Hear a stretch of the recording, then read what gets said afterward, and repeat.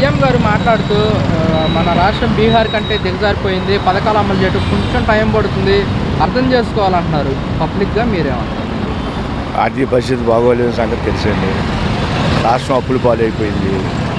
గతంలో చేసిన అప్పులు వడ్డీ కట్టడానికే ప్రాబ్లం వస్తుందట. ముఖ్యమంత్రి గారు చెప్పింది అంటే యథార్థం ఉంది. కానీ ఆయన ఇంకోటి కూడా చెప్పాడు, పథకాలు నిదానంగా 6 హామీలు మేము అమలు చేస్తాం, కానీ టైం పడుతుంది. 1 by 1 ఏదో 2 ఎన్ని ఇచ్చారు, ఇంకా 4 ఇవ్వాలి. 1 by 1 అట్లా 6 కంప్లీట్ చేస్తారో మాకు నమ్మకం ఉంది చంద్రబాబు నాయుడు మీద. అయితే ఆర్థిక పరిస్థితి కూడా చక్కపడాలి కదా.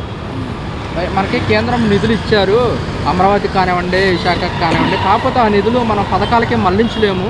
డైవర్ట్ చేయడం కుదరదండి. అది కేంద్రంలో లోగడ అట్లా డైవర్ట్ చేసే కదా మనకు కొన్ని ప్రాబ్లమ్స్ వచ్చినాయి. అవి కూడా ఇప్పుడు అభివృద్ధి జరగాలి, సంక్షేమం జరగాలి. నాన్న సమపాడులో రావాలి. సంక్షేమం అంటావా డబ్బుతో కూడుకునే వ్యవహారం అయిపోయింది. ఆదాయం లేదు. ఏదో దేని మీద ట్యాక్స్ చేసే లెక్క అవుతుంది, అదో గొడవ.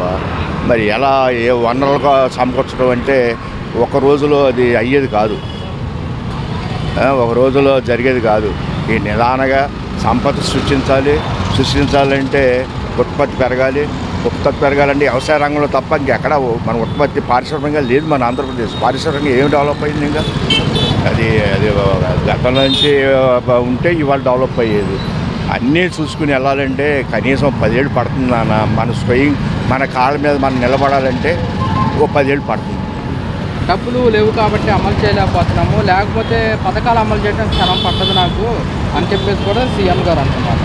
అవునండి, ఏమండి అవి కూడా నిదానంగా ఎప్పుడైనా సరే పథకాల మీదే ఆధారపడి జనాలను కూడా మనం ఒక రకంగా తయారు చేయడం కూడా తప్పు. వాళ్ళ కాళ్ళ మీద నిలబడే క్రియ జరగాలి. కానీ సరే ఏదన్నా కానీ మాకు నమ్మి ఓట్లేసాము, మీ పథకాలంటేనే నమ్మి ఓట్లేసామని అంటున్నారు. కాబట్టి కొంతమంది నిదానంగా అమలు జరుగుతాయి, తొందరపడాలని పని లేదు. కానీ వెయిట్ అండ్ సీ.